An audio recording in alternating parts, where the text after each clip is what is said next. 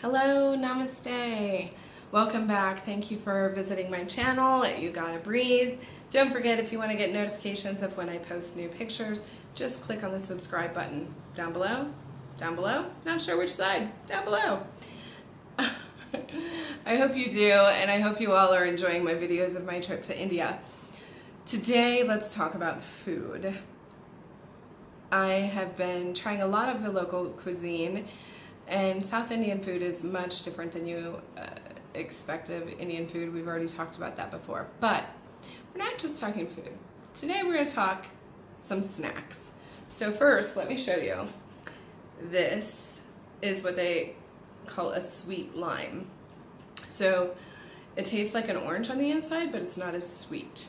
I'm not going to peel it because then I have to eat it. And I don't really want to eat anything right now because I've already had dinner. Which that was a whole different story. We'll talk about that later. So, this is a sweet lime. It's very good and very refreshing and full of water. So, first things first. There's that. Second, these little cookies have been a lifesaver to me. I eat a couple of these before I head to practice because I've had horrible heartburn from all the spicy food. Two of these crackers in the morning, then I can practice, then I eat breakfast.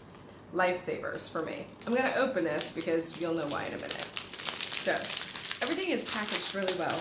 I like it. In the store, milk comes in a bag. I could go to my refrigerator and get it for you, but we're not going to stop the video for that. So, milk comes in a bag in the store, and I transfer it to an empty water bottle. That was kind of odd. But everything comes in bags, so there's a lot less packaging than we see in the US. So your cooking oils, etc., come in a bag. I bought olive oil and it was 900 rupees, which is like, I don't know, a lot for here. I'm not doing the math in my head right now. So olive oil was really, really expensive because it came in a bottle.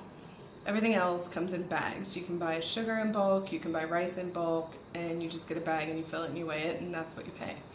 I did buy just a small bag of rice like this when I was here. It's more than enough for me, and I think I still have half a bag left. More than I'm ever gonna need. I did buy sugar because the sugar container here at the apartment smells kind of funky. It smells a little garlicky, oniony, but I don't want that in my coffee. So there's that. Coffee. Coffee is phenomenal, and coffee is very strong.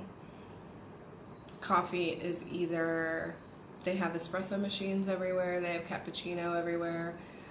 However, when you're in the store, the most common kind of coffee is instant coffee. But let me tell you, this is not United States instant coffee. This instant coffee is so strong and it tastes like brewed coffee. Although I have to say, can't wait to come back and have a nice French press when I get home. I'm definitely looking forward to that. But in the meantime, instant coffee is better than no coffee. So I've learned to use an electric kettle quite efficiently. I use it for a lot of things, like sometimes I don't want to go out to dinner and sometimes I don't want to cook, so I make some ramen. Or I heat up the water so I can have steaming hot water to do my dishes. So I use my kettle for everything. It's handy. I can see the appeal. It's very, very appealing. Stovetop kettle is fine. This is really fast. So, coffee out of the way. Milk out of the way, grocery products that come in bags out of the way, snacks. So the other day I had this, I wasn't feeling well, so I wanted some comfort food, so I just got some Lay's potato chips, and they were wavy Lay's, and they were great, and they were salty, and they were just what I needed. And I also got a bag of Lay's. I cheated. I opened the bag because my previous experience with their Lay's bag told me it was going to take me an hour to get it open. So, Lay's Masala. So, haven't tried them yet, but I did open it. And I opened the cookies just in case it's really hot. So, here we go. If you don't like the sound of chewing, I'm sorry. I'm going to take a small chip. We're going to see what it's like. So, little wavy chip. It's kind of red and orange. It smells spicy. I think I might have to sneeze. This may be a one and done bag of chips. So, here we go.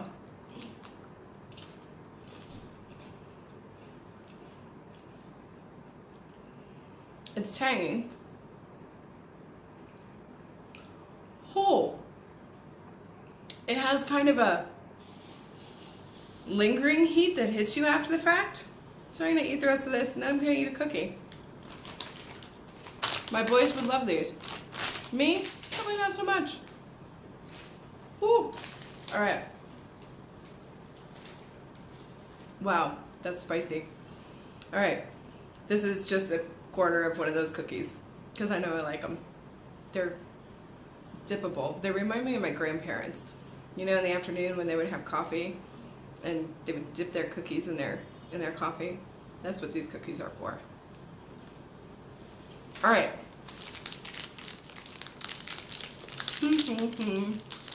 One more thing. This looks really good. I don't know what it is. It says luscious orange cake slices.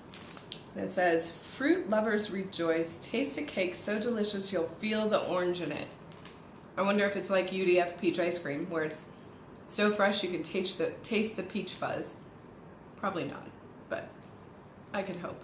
All right, we're gonna open this thing, see what it's like. It looks like pound cake. So I think I can handle that.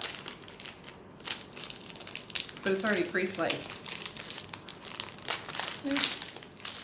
Okay, so it comes in this little thing, da-da-da, and it has a tray. And the cake itself is kind of orange, so I don't know if it's the lighting. Oh no, it's kind of the color of the wrapper. That's natural. All right, it looks like pound cake. It feels like pound cake. Kind of has that same texture, same coating on top like Sara Lee pound cake.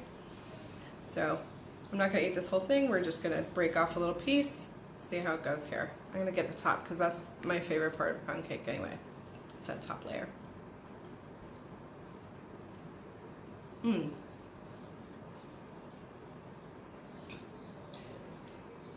It's very orange and very dry. It looks moist. It's soft and squishy, but it's not moist like a Sara Lee pound cake.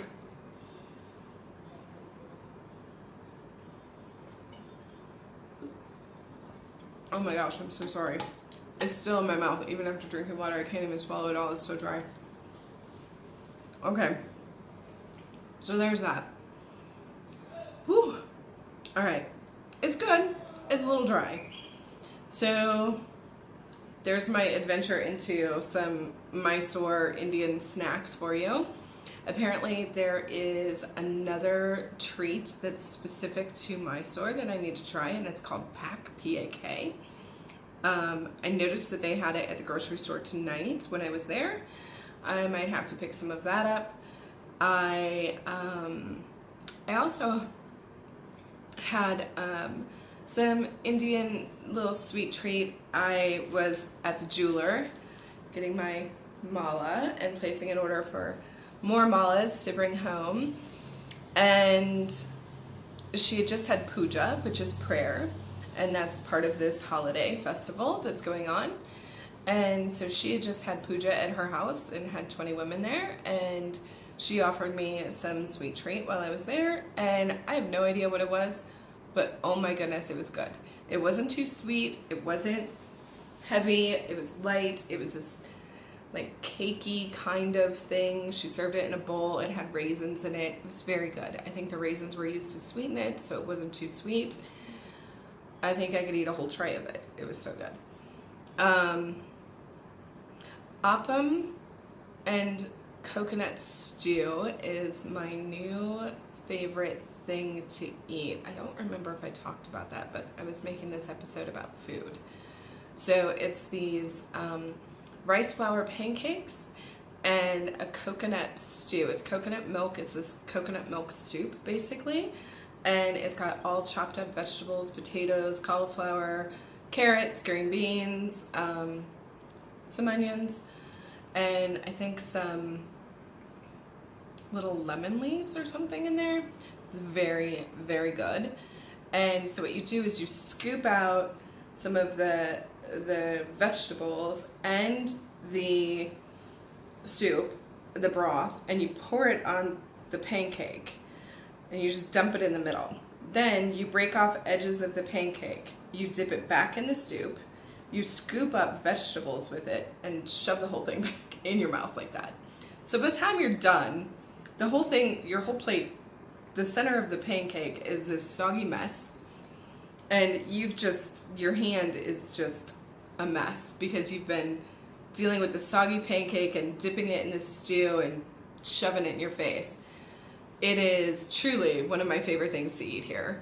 I love it. And there's this other restaurant that has these banana pancakes that are phenomenal.